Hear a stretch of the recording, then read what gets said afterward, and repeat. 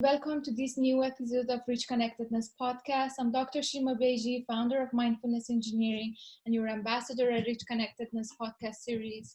And today we're going to focus on the interesting topic of resilience and brain health. And with me is the amazing Dr. Jon Finn, founder of Tougher Minds. So John, thank you very much for accepting our invitation.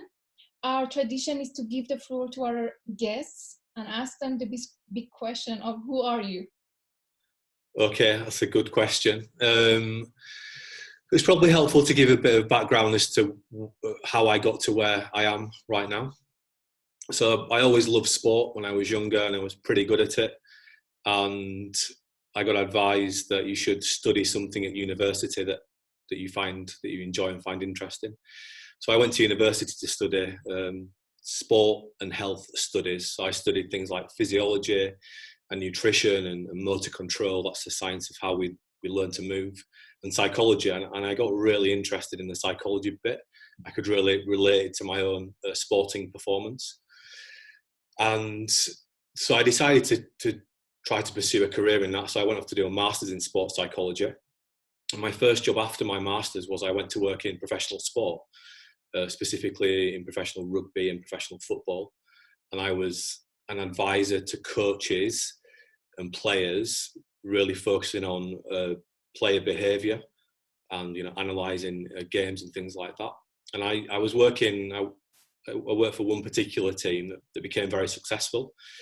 We won the league against the odds. We did it by spending 50% less on player wages than our competitors. A real moneyball story.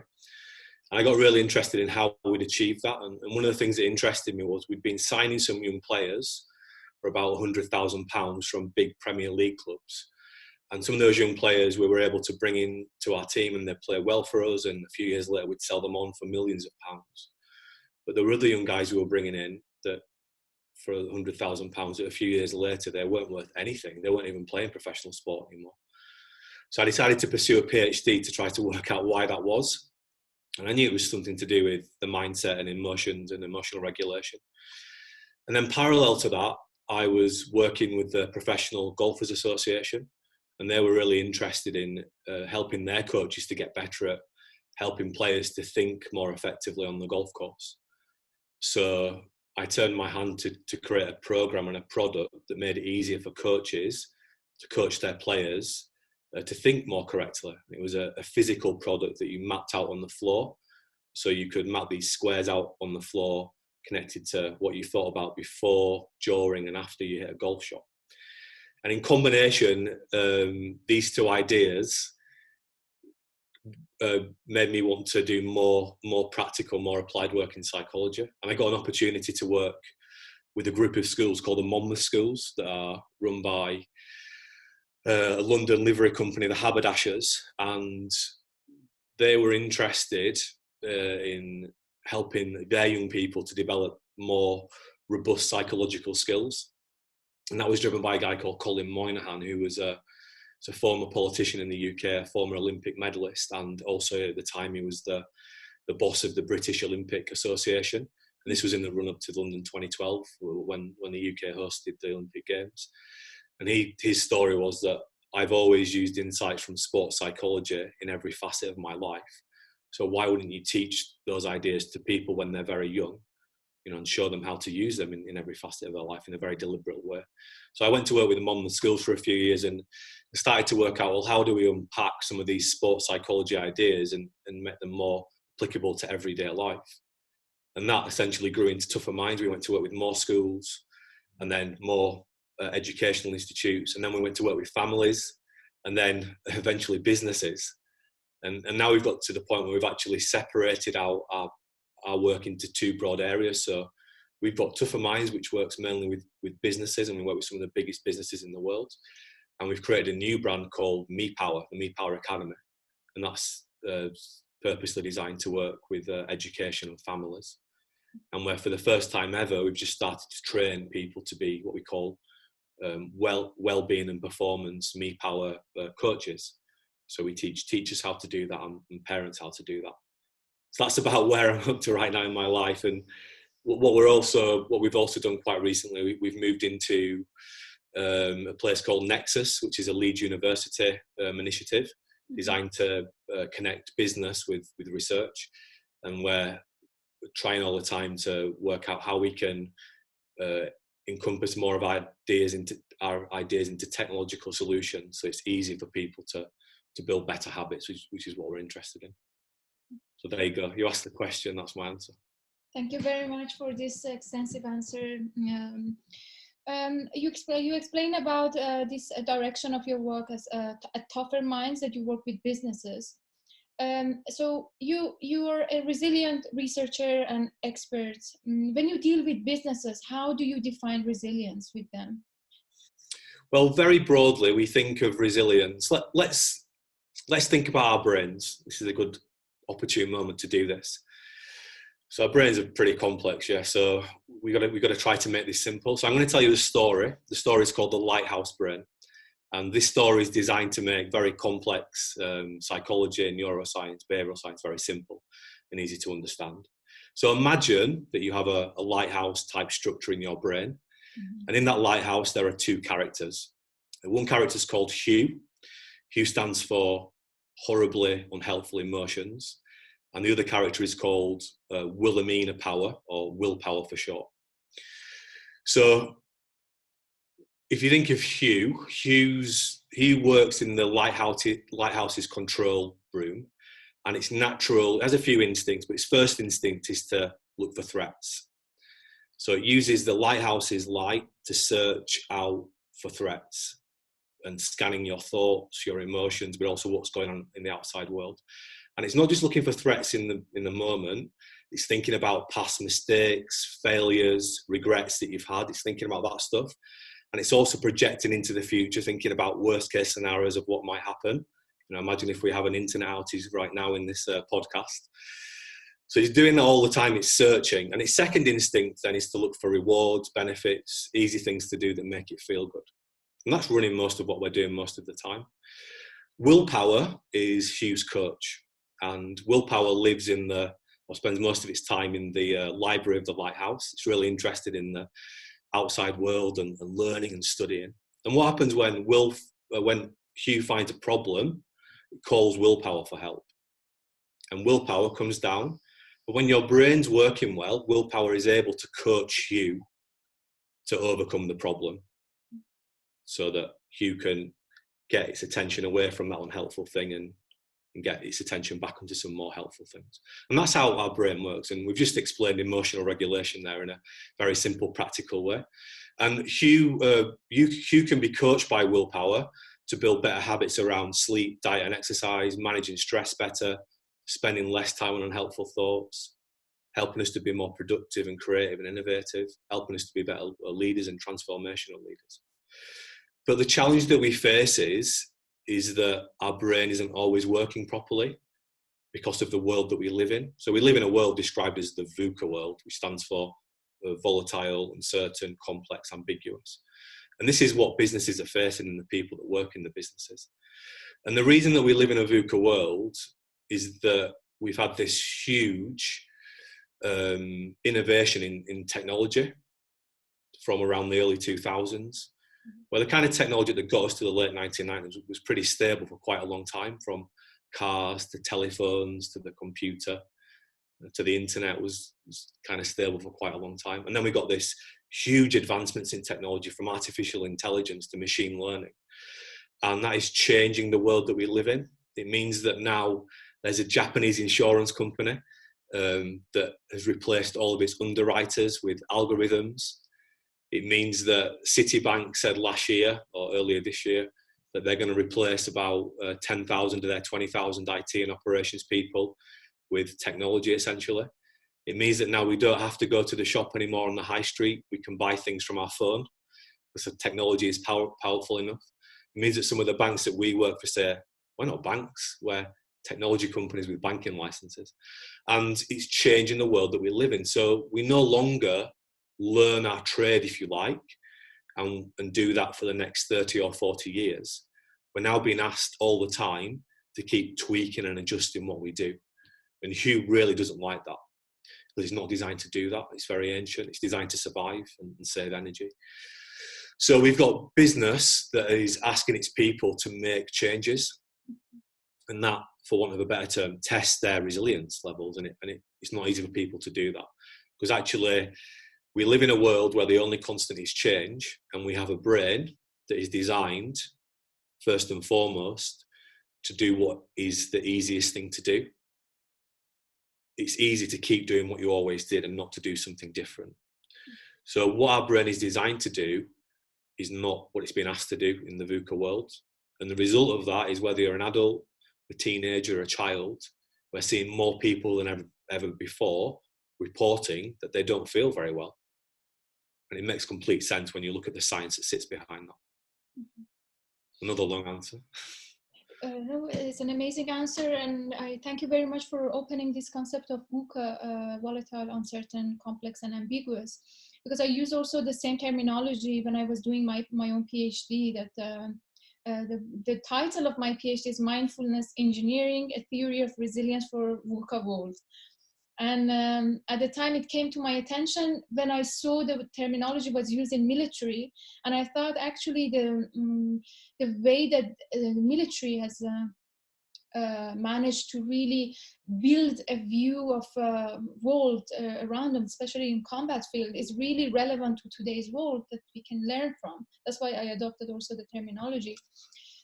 Though from your explanation, something came to my mind is that on one hand, we have this complex world around us, the world that is demanding us to change. On the other hand, the change itself is an opportunity to find out our true potential, because it's like a muscle, right? When we do more, the more we exercise, the stronger we get, and actually we carry on and discovering more of our potential. So how are you, or how could someone really encourage business leaders to balance between the world of business, as we know, that is about having competitive advantage, having an opportunity to sell or to make profit, with this idea of change and wanting to transform and invest into potentially reorganizing their businesses? How are you convincing these leaders?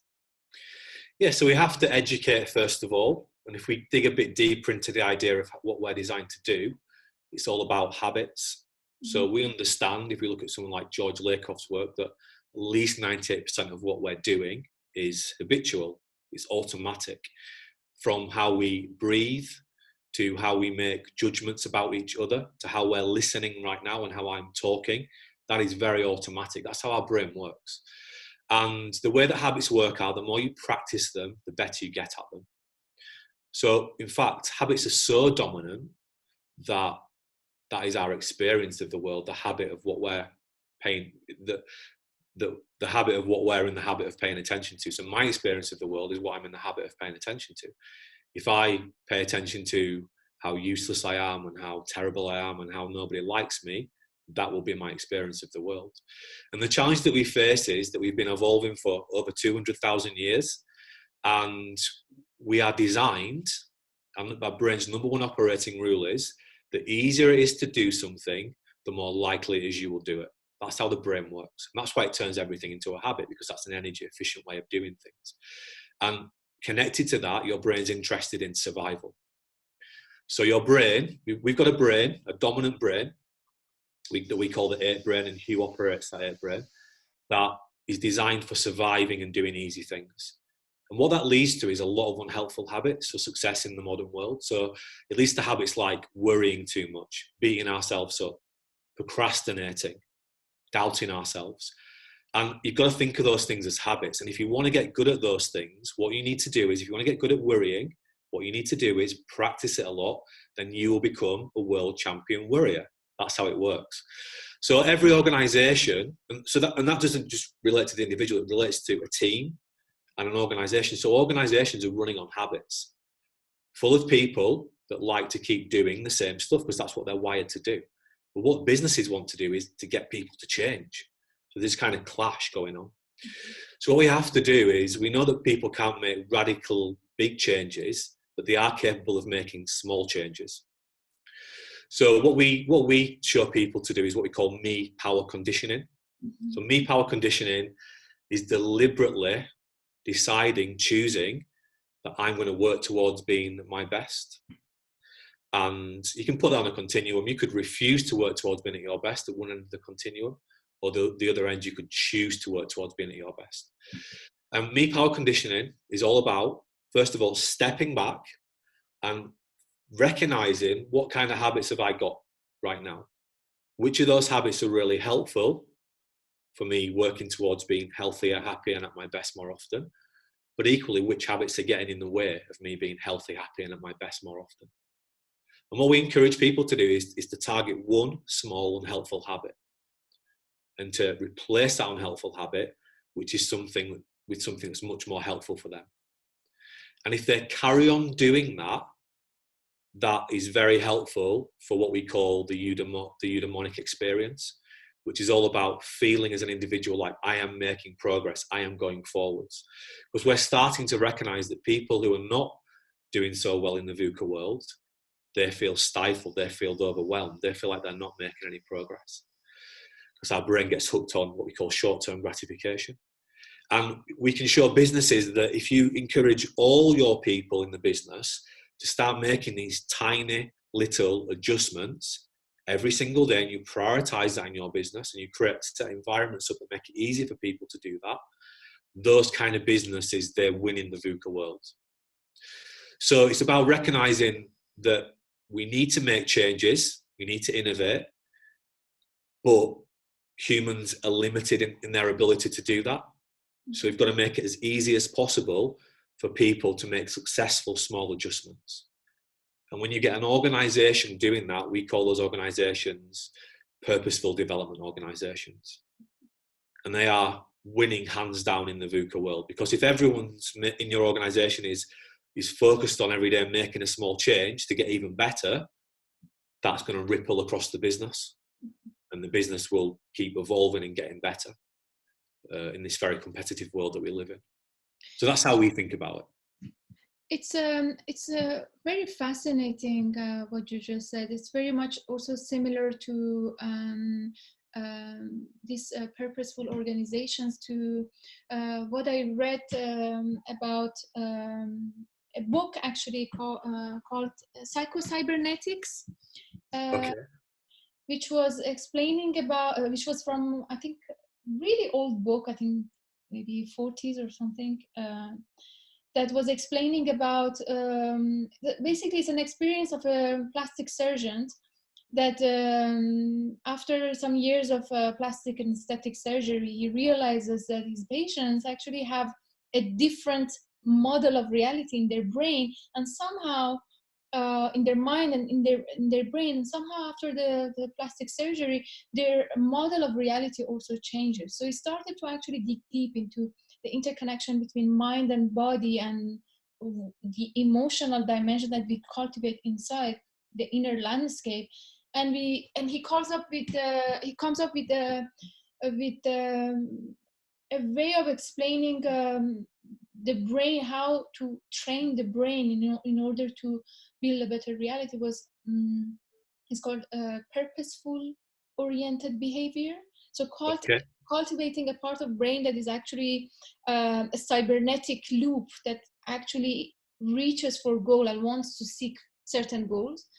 So it's very similar to what you say, that if you look at organization, at some kinds of organisms, really a biological being or entity or superorganism that wants to achieve something, then I think our relationship with our businesses would change from mechanical, just profit-oriented approach. I'm going to work, rather than actually, no, I am interacting with this entity that is actually part of life.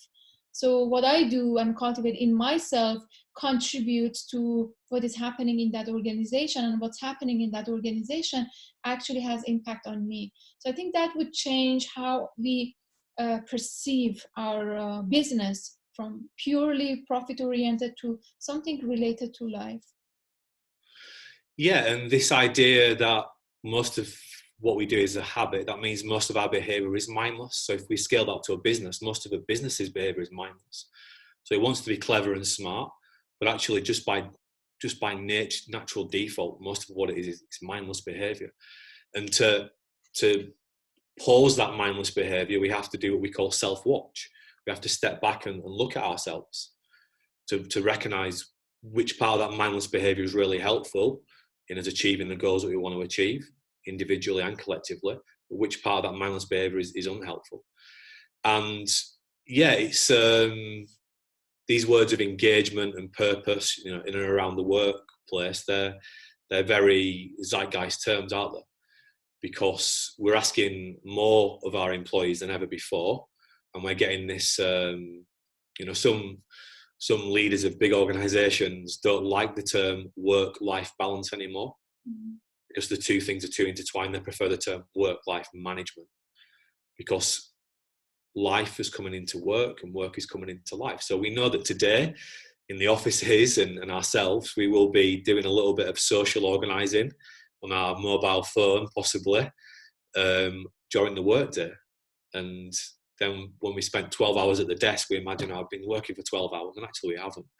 We've been distracted for some of that time. So we need to, I think you're right, change that relationship with how we see work. And the most important thing we know for human beings, if they want to feel healthy, happy, and at their best, is that they feel like they are making personal progress. They are moving forward. The efforts and the energies they're putting into something are giving them results. They're getting that dopamine reward. And our brain's natural instinct is to get dopamine from short-term gratification ideas. So we think of happiness, it's a kind of a two-sided coin. One side is what we call hedonism. Hedonism is all about doing something in the short term that makes you feel good, but it isn't necessarily good for the long term. So maybe eating that scrumptious piece of food that tastes good right now, but moment on the lips, lifetime on the hips, or spending that money that you don't really have, or buying that new clothes that you don't really have, or breaking off from that boring task to check your phone. And big businesses made it really easy for humans to get short-term gratification, but that doesn't explain everything that we need for happiness. The other side of the happiness coin is eudaimonia. It's delaying short-term gratification so that we've got a better chance of achieving some of those big goals and actually moving ourselves forwards and growing as an individual. And that's really difficult to do. So in order to do that, we find it really helpful that we educate people about how their brain works, and then we give them simple and practical skills that they can use to build these small, new, helpful habits. And if they get in the habit of building small, new, helpful habits, they can achieve, transformational results, not only individually, but also collectively. Thank you very much for sharing this. In this model that you work with people, you say that you work with individuals as well as businesses. So when you work with individuals, how do you measure their behavior? Do you have any quantitative method of measurement, or do you use qualitative methods? Yes, please. Yeah, both really. So, our job isn't to do randomized control trials, for example, but we're scientists. That's the background of most of the people in my organisation. We're on Ph.D. level, so we understand research pretty well. But really, we're interested in people's experience, because that's the most important thing for us. So self-report, how are they reporting that they feel and that they're progressing and what works for them. And it's really important in our program that we're not prescriptive about what we think people need to do. So we give people some ideas and some insights, and it's then up to them to do their own personal research and to try out ideas and to see what works and what doesn't work. So from our perspective, we really want that personable feedback of how does it feel for you. So really, we might term academically natural experiments. We're always doing those. And ultimately the businesses as well, because they're doing their own natural experiment on, what do our people think about your program. So that's the way that we would look at it. We don't spend an awful lot of time, we spend no time in fact, doing things like psychometrics. We have our own kind of self-assessment tools. For me, if someone says on a scale of 1 to 10, 10 being I feel absolutely fantastic at my best, 1 being I feel terrible, you know, I'm happy to use that kind of measurement to ask someone, you know, where do you feel right now? Well, I feel about a 6. Okay, that's good enough. Let's think about how we can get you to a 7 then. I don't feel the need to spend hours and weeks and months doing, you know, lots of kind of data collection about where you are, because I think what someone feels is very, very powerful. It's very interesting because on one hand you have this basically scientific background. On the other hand, you value these qualitative aspects of resilience.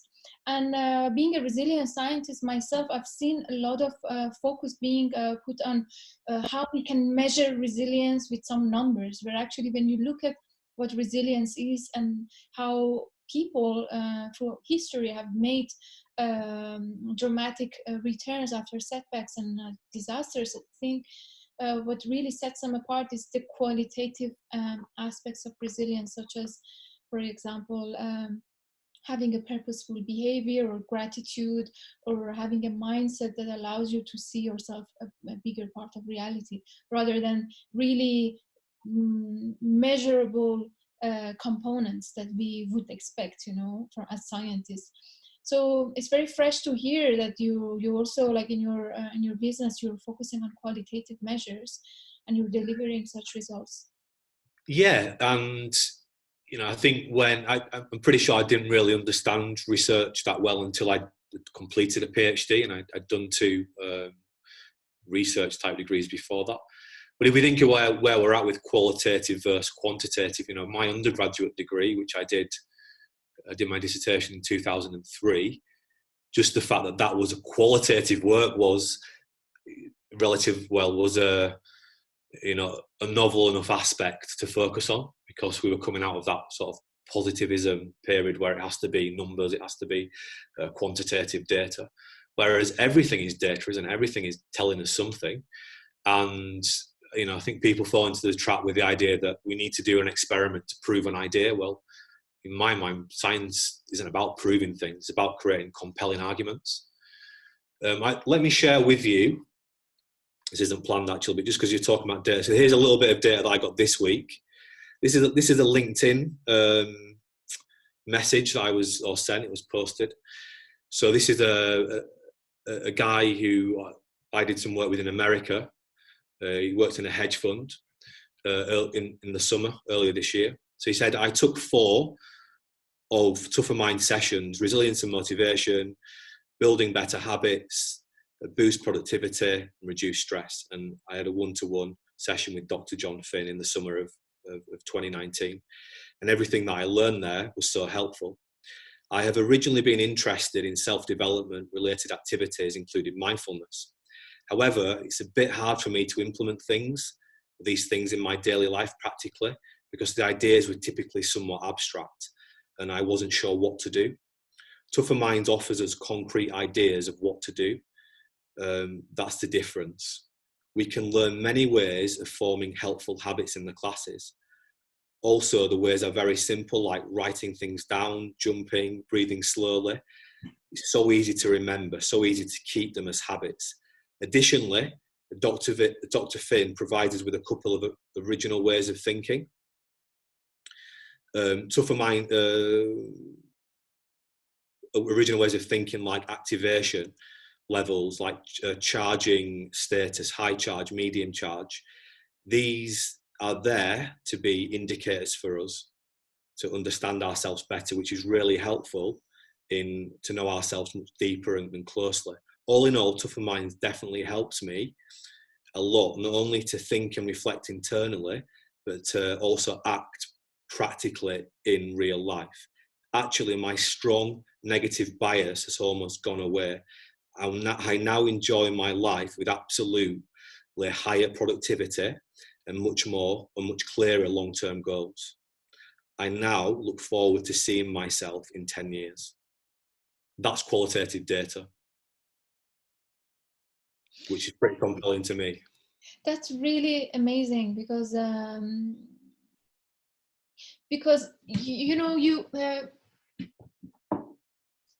was a few years ago I was looking at how psychedelics have enabled some people to overcome post-traumatic stress disorder. And I was introduced to Terence McKenna work on plant medicine. And what I took away from Terence McKenna was, he said that there is nothing, I mean, I'm rephrasing it because it's such a big video, so something that really stuck in my mind is that you can never take away the power of a human experience, personal experience, because that is the guiding anchor of your reality. If you really help people to really feel safe enough to trust what's happening inside them, then you are really putting them in a position of power. Right? Instead of just giving them solution, you're actually guiding them in the source of solution, which is in themselves. So I see when you say this is qualitative data, I kind of would like to compliment that actually indeed it's that is qualitative data. It is the data that helps you to realize how people are relating themselves, the previous state that they have with the new state that they received after being coached or to be guided toward a different way of looking at the world. Yeah, and we've used quantitative science to inform how we can help those people. So if we think about, well, what is resilience? Resilience, we call resilience hack, helpful attention control. Mm-hmm. And the way that we think about this is only 24 hours in a day. You're always paying attention. We have a brain that's designed to pay attention. So we get asked sometimes to not think about anything and clear our mind of all thoughts. Well, we can't do that because our brain is an attention machine. And it's a frog brain. It jumps from one thing to another thing. And broadly speaking, we can either pay attention to and do things that are helpful for us being healthier, happier, and at our best more often, or we can think about things and do things that are unhelpful for us being healthy, happy, and at our best more often. And that is a different idea from positive and negative thinking. Something that's very positive can be very unhelpful. So if I really like donuts and I had 3 donuts for my breakfast this morning, that might be really unhelpful for me achieving my weight loss goal. Equally, if I am trying to work on a particular area of my skill set for work, and my boss gave me some negative feedback on that this morning, that might be really helpful for me in getting better at that thing. And what resilience is really about is recognizing, well, when I'm doing unhelpful things, it's recognizing I'm thinking about this thing, I'm doing this thing, that isn't helpful for me. And resilience is about then getting your attention back onto something that is helpful for you. So we talk about helpful attention control, or hack.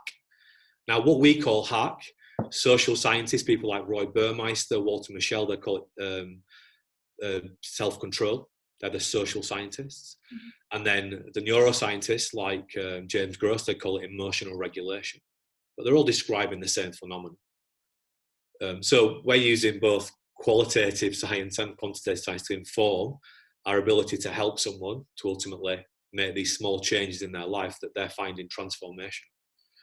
So we value all science the same, but because all data is really important for how we understand ourselves and what we're trying to help other people to achieve. But ultimately what we find is the most powerful data to collect when we're working is, what people say, what other people report those people do. Because we can't get people in a laboratory, we can't scan their brains. Even if we could, I'm not sure what we'd look for. So yeah, I think we've got a pretty good understanding of science, and we've got a pretty good understanding of what different sources of data tell us. And we've been using that to help us to refine what we do, and we continue to do that. So that we can help more people to have such fantastic experiences. Perfect. And you speak about this hack attention control. Is this what you mentioned, right? Yes. So the hack brain. So we call the prefrontal cortex the hack brain, and we imagine that Wilhelmina or Willpower runs the hack brain, and then the ape brain, which are the limbic regions. Ape stands for alive, perceived, energy. That's primarily what your brain is interested in, staying alive, how your social status are perceived by important people, and conserving energy. And Hugh runs that part of the brain, and they're interacting, and we're training people to use their willpower to regulate and help Hugh to achieve what's going to be helpful for us. Willpower doesn't explain everything about behavior change, but it's the conduit for everything. So we've got what we call the 9 action factors model. We've used neuroscience to inform what influences our behavior. It isn't all about willpower, but willpower is the conduit. And I think that's a nice story that we can empower people to tell themselves. It makes very complex science very simple and understandable. Just by having a simple metaphor, that's very powerful for people. I think this is really going back to, in my mind at least, goes to what Alfred Korzybski once said, that the definitions define human conditions. So the way you define something would influence your human condition. So for example, in terms of stress or events that are happening around us, especially in the VUCA world, if we see them as some sort of uncontrollable or actually VUCA events, rather than actually having the belief that there is also a source of solution within us, then we allow this VUCA world to really overpower us and overwhelm us and really lose control, as you mentioned, like to feel really powerless in this emerging world. Where actually with work like yours, that you try to put a new concept, put a new way of formulating scientific discoveries into really manageable and accessible language. I think it really helps people to really cognitively be engaged with the process of change. And another question I had was, so you explained about how we can, how you teach people to really hack the attentional room, if you like, of their brain. Do you use also exercises such as mindful breathing or other physiological related exercises? Because there is interconnection between mind and body, and emotions, how we regulate them, basically influence how we use the brain, being an integrated part of the body. Yeah, exactly. So, emotional regulation is, I think, the most important thing we can teach people to do better. But, what does emotional regulation mean to most people? Again, it took me a PhD to really understand what it meant. So yeah, let's go back to the lighthouse brain, and let's imagine that Hugh is looking out and it sees something it doesn't like. Now, what causes a stress for Hugh is a disconnection between what it expects to happen versus what is happening. So the expectation is for me that this podcast is going to go really well, and it's not going so well, and there's a disconnection. I don't mean that, I'm just giving an example, although others might think it's not going well. But there's a disconnection between what I expected was going to happen and what's happening. That's what causes the stress. Could be something as simple as, well, I held the door open for somebody this morning, and in my mind I thought this person's going to say to me, "Thank you very much, that's very kind of you, you're a gentleman." And when they walked past me and ignored me, there was a little disconnection in my expectation systems. It could be what you expect your boss to say to you in an email versus what they say to you. So that's what causes the stress. It's Hugh expecting something that's going to happen, and that thing doesn't happen. And it can look into the past the same. It can remember that time that when I expected that to happen, it didn't happen. Or it can project it into the future, think, well, I expect this is going to happen, but this might happen or no. But let's just say there's a little disconnection. That causes a stress response in your brain. And we can think about that in two ways. So the first part of a stress response is what we often refer to as the fight or flight response. And this is a very complex reaction in the HPA axis. Now, the part of that response that we're really interested in is that we start to breathe faster, because our body's getting ready to do something, fight or flight. It's taking on board more oxygen, it wants to get rid of more carbon dioxide. So that's the first part of the response. And then the second part of the response is that Hugh will often signal up to willpower to say, willpower, I need some help. Things aren't going well. It kind of pushes these unhelpful thoughts up to willpower, to alert willpower, come and help me. are making you aware that there's a problem here. So what we teach people to do is that if they're going to get better at regulating their emotions, they need to deal with this response. And the trouble with the fight or flight response is that actually by you sending these messages up to willpower, it can sometimes overwhelm willpower and knock out its ability to actually help you. So we teach people, okay, well, when this happens, what you need to do is you need to get willpower to go down and coach you. And very specifically, what you need to do is to get willpower to coach you to slow down breathing and start to reverse that fast breathing. And we have this concept called the activation dial. So activation is a concept that relates to how alert you are. So it's, imagine a scale from 0 to 100. If you're at 0, 0 on the scale, it means that you're dead. Okay, that's the starting point. If you're at 100, your heart is beating as fast as it can and you're breathing as fast as you can. And there's an ideal activation level for everything that we do every day. So if we want to go to sleep well tonight, we're going to need to be very low numbers, not quite to 0, but maybe 2, 3, 4, 5. And let's imagine that just before I go to bed tonight, I check my emails and I see a stressful email. So I'm lying in bed. I need to be about a 5 on the activation dial to sleep. But because I just checked my emails, I'm up at an 80 on the scale, my heart's pounding, I'm kind of stressed out. Equally, if I want to do some really clever work this afternoon, I might need to be at maybe a 50 or a 60 on the scale. But because I had a huge lunch, maybe I'm a 30 on the scale and I'm feeling a bit sleepy. So I'm sat there at my computer trying to do some clever work, but my activation level isn't right. So I'm kind of wasting my time. But what happens in the stress response is that your activation gets higher because you start to breathe faster and your heart starts to beat faster. So the first thing that willpower needs to coach you to do is to reduce the activation level. So we've got this process of how we can reverse, and we call it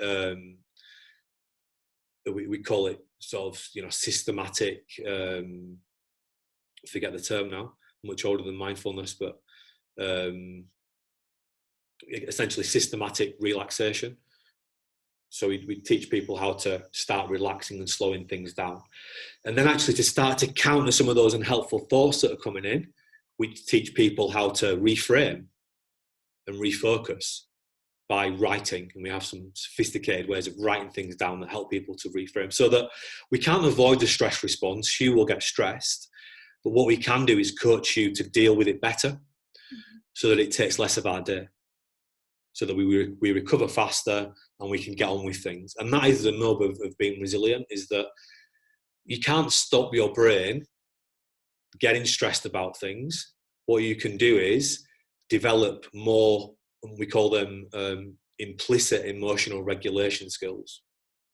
So that emotional regulation can to an extent become a habit, so that you can deal with stress responses in a kind of a semi-habitual way. So that, the more you understand that you've got to slow down your breathing and write things down, the easier that is to do and the faster you're able to recover. So that's what we teach. So it's kind of a combination of, really everything we talk about is based on CBT. And I hear some people talking about CBT is not very powerful, but I mean it in its very purest sense, is that we teach people how to recognize that they're thinking and change how they're thinking. And that's what we do. Very interesting. It's also very similar to theory of stress that was coined by, I think, Hans Seidel. I hope that I pronounce it correctly, that the general stress theory, that he speaks about stress in a very interesting way, that he says basically stress is a non-dimensional activation of the central nervous system. Basically, it is non-dimensional, which means it's neither positive or negative. And he says, when we realize that as a part of experience of life, stress is an integrated part of life. But our ability to distinguish between what is negative stress, which is from what is positive stress. So he coins also the term eustress, which is positive stress, that allows you to actually, the same mechanism that that builds expectation that actually, okay, I held the door, I expected that lady to smile at me or says whatever you expected she might tell you, or she might react to you. The same mechanism that goes into your brain can be coached for you to really build anticipation and expectation of basically positive actions, or actions that are actually, okay, this is happening to me, what does it mean? So basically what you're saying, that moment of mindfulness and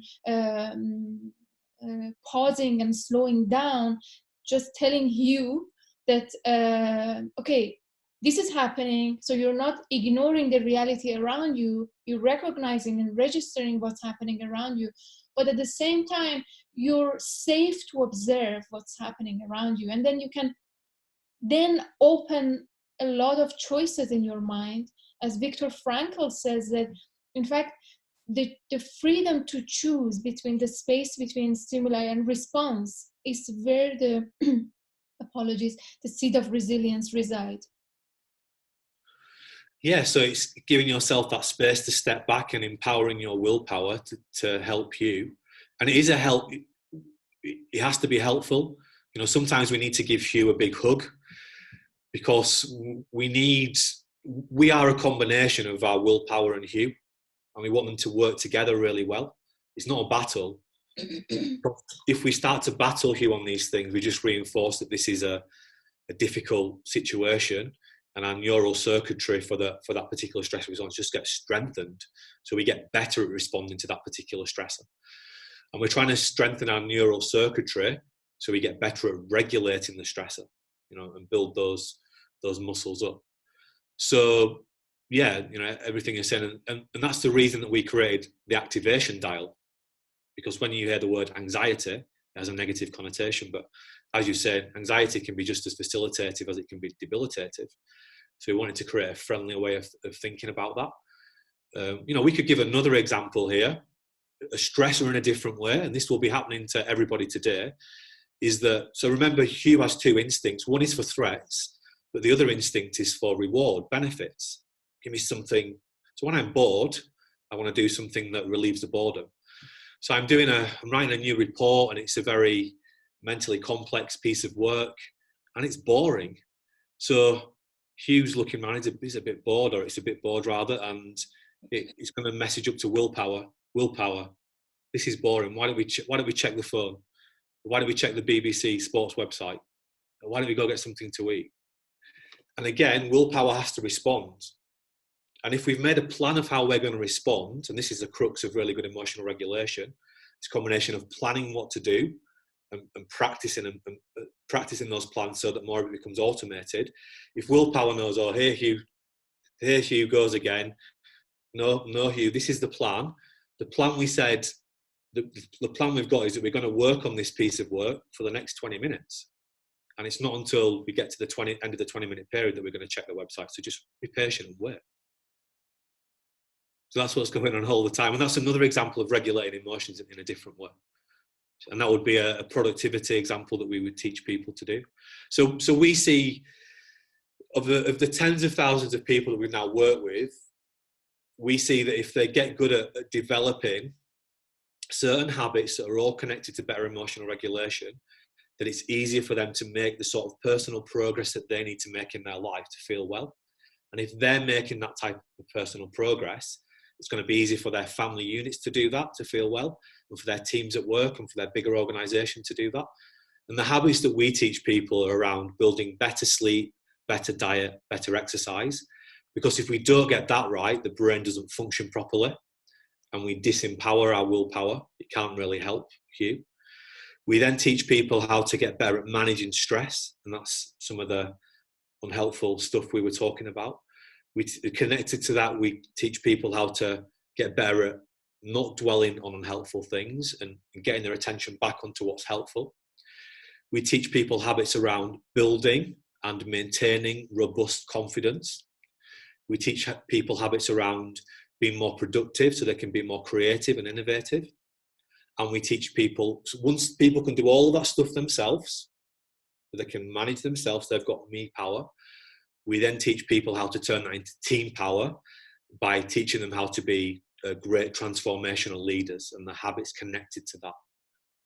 So what we teach people to do, first of all, is how to coach themselves, how to get their willpowers to be really good at coaching you and helping you to build more helpful habits.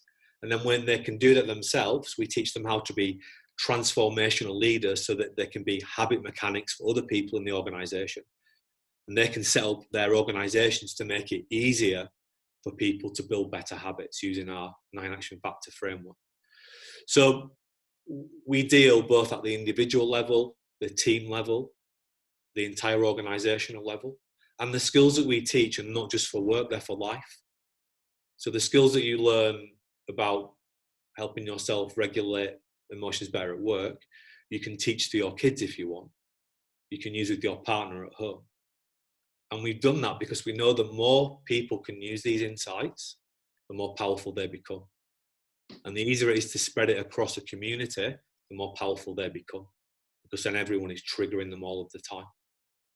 And that's what I found in my own PhD work, is that the people who are really good at regulating their own emotions, this is kind of where the lighthouse brain comes from, is that the first thing they were good at is accepting responsibility. There is a problem here. I need to do something about this. Then typically they would be deploying that resilience, that self-control, that emotion. Okay, let's calm things down then. Let's get some clarity of thought. And then they would go to their community often and say, right, how can I solve this problem? I've got a problem here. How can I solve it? And then ultimately it was about being able to keep being persistent in applying the solution to the problem, so that if it happened again, they were in a better position to deal with it. So we've used all of our research to inform what we do, and not just our own research, but other very famous, people's research as well. Very, very, very interesting, especially that you really have this value system and understanding of, in order to create a global scale change, you need to really cultivate that change at micro scale, at the level of individuals. So when you don't have grounded individuals, then I think leading a community toward better behavior is very complex. I think we're approaching to the end of our podcast today. And with that, I wanted to ask you about future plans and your vision. And what are you, and also some tips for 2020. So we're, I think, less than 2 weeks from the beginning of the new year.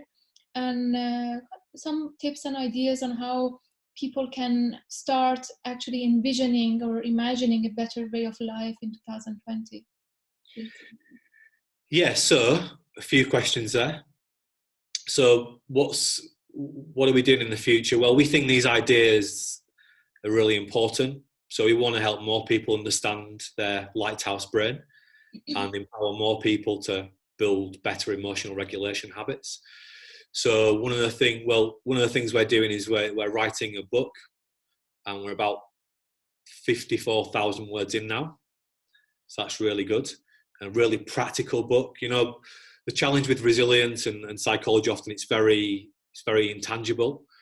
And what we're really good at is making it really tangible and using the best science to do that, so that it's really robust, the things that we show people to do. So we're writing a book that's designed to help both the individual, the teams they're working with, including their family, and also the organization. And we're turning the contents of that book into technology, into an app, so that we can help people to keep triggering their behavior. And we'll continue. So that's our Tougher Minds piece, and we'll continue to promote our Me Power Academy program as well, which is almost identical content. It's just it's targeted a slightly different audience. So we're dedicated to spreading this message and helping more people, live healthier, happier, and lives where they feel good and they're working towards being at their best. We know the world's not going to get any easier, so we want to help people. So how can people start to do that in 2020, a new decade?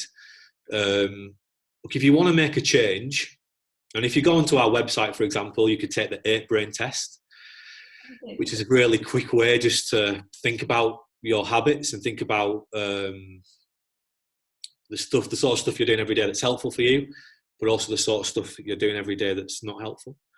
And you might see lots of things on there that you don't like, but the key is just to pick one thing to focus on. And then to give yourself a really good chance of building a new habit, you need to first of all think about, well, why do I want to make this change? And you have to project your thinking into the distant future to think, okay, well, what are the sort of things I want to achieve in the distant future? So what do I want to have in the next 10 years, for example? In 10 years' time, where do I see myself living? What kind of stuff will I have? What kind of stuff will I have achieved? What kind of stuff will I be doing? What does family look like? Etc. Then you need to think about, okay, well, to achieve that kind of stuff, what do I need to have achieved in the next 1 to 4 years?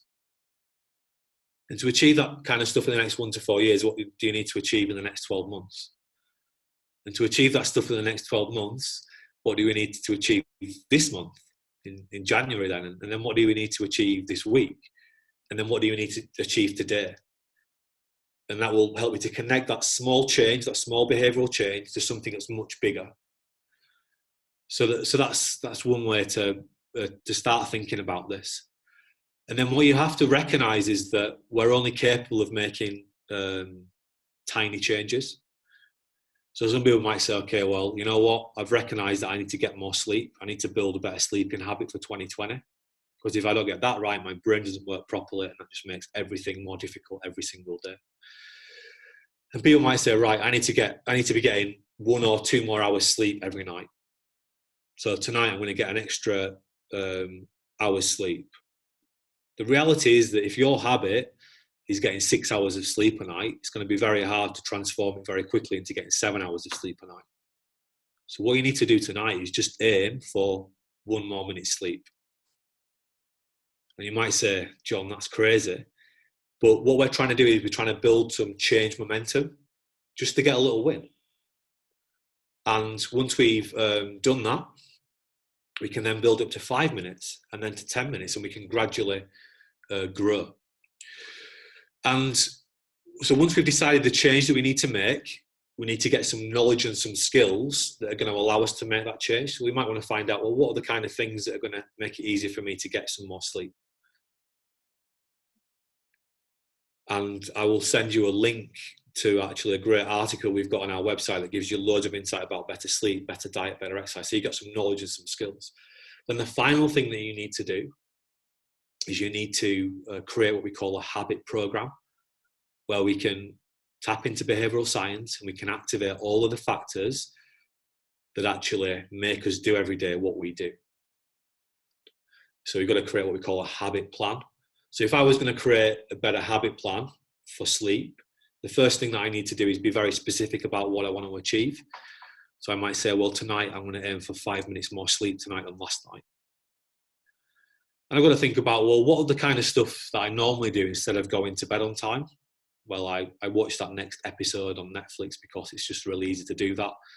You know, I find that more interesting than going to bed. And then I might think, okay, well, how can I remind myself to do the new behavior that I want to do? Okay, well, I'm going to write down that I want to get 5 minutes more sleep. And I'm going to write down that I'll be in bed. If I want to be asleep by 10 o'clock, I'm going to be in bed by 9:30 reading my book. I'm going to have turned off all my laptop and my phone and my tablet off at least an hour before I go to bed. And I'm going to stop drinking maybe caffeine by 4 p.m. in the afternoon, because I know that that's not helpful for me getting to sleep. And then I might think about, well, you know, why do I want to make this change? Well, I know that if I want to achieve these goals in the next month, that I need to wake up tomorrow morning feeling really well. So I connect this small change with a bigger vision. And if I want to achieve that promotion in the next 12 months, then I need to be not just productive tomorrow, but all of this week and all this month, etc. Then you might think about, well, who can you get to help you to build this new habit? So if you want to get an earlier night's sleep, you've got to get people who are living with you to buy into that as well, your family members to buy into that. And then you've got to think about, well, what's the reward if I am able to achieve this? That will be connected somehow to your long-term goals. So you might say, well, I'll feel better tomorrow, I'll get more done, I've got a better chance of achieving those goals at work, I've got a better chance of getting the promotion. I'm going to be able to spend more time with my family because I'll be more efficient and effective. You got to think, well, what's the penalty of not doing that? Probably all of those things that I just said, I won't get them. So we've got to create this plan of action, and we do that using what we call the 9 action factor model. So very brief kind of overview of some of the things I would encourage people to think about. All that stuff and more will be in our new book, and we're going to set up a new online program as well, probably called Power. So that's all stuff to look out for in 2020. Very, very interesting, and really looking forward to reading your book. With that said, thank you, Jon, for accepting our invitation and your time. I know that you're very busy, so I really appreciate you having you with us. Thank you for the audience, and to the audience for listening to this podcast, and see you later. Thank you.